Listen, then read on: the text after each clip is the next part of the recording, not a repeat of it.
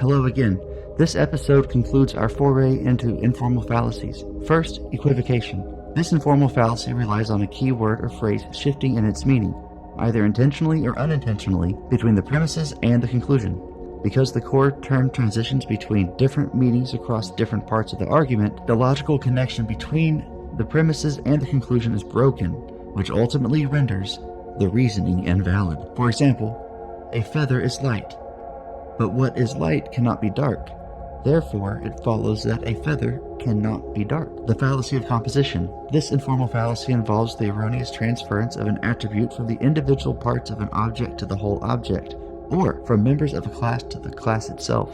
It occurs when it is mistakenly assumed that what is true of the individual parts or members must also be true of the entire whole, or the class as a collective unit. For instance, arguing that because every brick in the building weighs 5 pounds, the building itself must weigh 5 pounds is an extreme example of this fallacy. Next, the fallacy of division operates in the reverse of composition. The fallacy of division occurs when one mistakenly transfers an attribute from the whole object to its individual parts, or from a whole class to its individual members.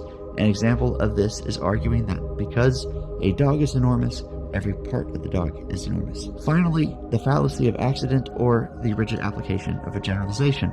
This fallacy is committed when a general rule is inappropriately applied to a specific case it was never meant to cover. This fallacy occurs when a generalization is rigidly enforced without considering the unique or exceptional circumstances that render the rule inapplicable to the specific situation. For example, arguing that a speeding fire truck should receive a ticket